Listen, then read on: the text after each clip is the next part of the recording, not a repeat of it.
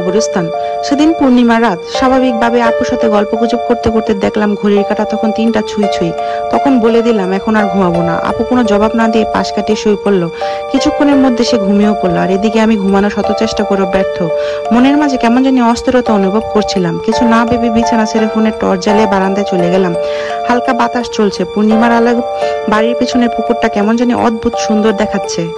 এত সুন্দর পরিবেশ যেন ফোনের টর্চ বিরক্তি এনে দিচ্ছে, তাই বন্ধ করে বারান্দায় থাকা পুরোনো সোফাতে বসে পড়লাম। বসে বসে পরিবেশটা নিজেকে মানিয়ে নেওয়ার চেষ্টা করতে একটু পরে মসজিদের সামনে কিছু একটার উপর আমার চোখ আটকে গেল।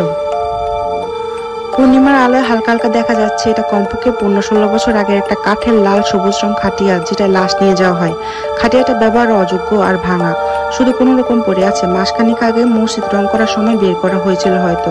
এসব ভাবতে ভাবতে ঘুম চলে আসছে, কিন্তু খাটিয়াটা দেখার পরে মন কেমন জানি করতে লাগলো।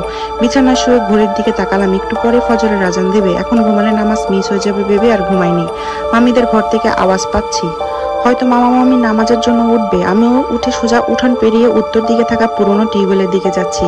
এদিকে নানা আমার আগে উজু করতে এসেছিল দেখে, ও নানা তুমি বলে উল্টো পথে কয়েক কদম হেঁটে জাম গাছের নিচে অপেক্ষা করতে লাগলাম উজু শেষ হওয়ার। গাছের নিচ থেকে সোজা দেখা যাচ্ছে মসজিদের পার।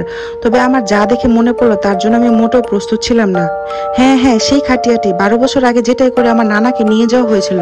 তবে যে আমি এইমাত্র নানাকে অজুরত অবস্থায় দেখলাম। কিন্তু খাটিয়া ঘিরে 4-5 জনের মতো সাদা পাঞ্জাবি পরেও তো হুজুরদের মতো, এরা কারা?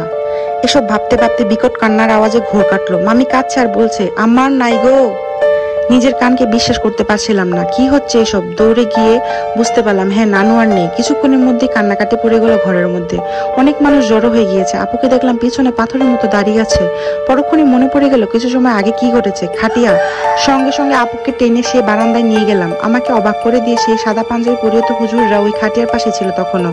আপুকে আঙ্গুল দিয়ে দেখিয়ে তাদের দেখাতে লক্ষ্য করলাম। দেখলাম আপুও দেখতে পাচ্ছে, তবে তার মাঝে কোনো ভয়ের চিহ্ন দেখতে পেলাম না, যেন সে আগে থেকে জানতো সবকিছু। আপুর হাত ধরে রাখাটা যেমন হিম শীতল হয়ে আসলো। সবকিছু উপেক্ষা করে হাত ছেড়ে আপুকে রেখে আমি ঘরে চলে আসলাম। এবার অনেক বড় ধাক্কা খেলাম।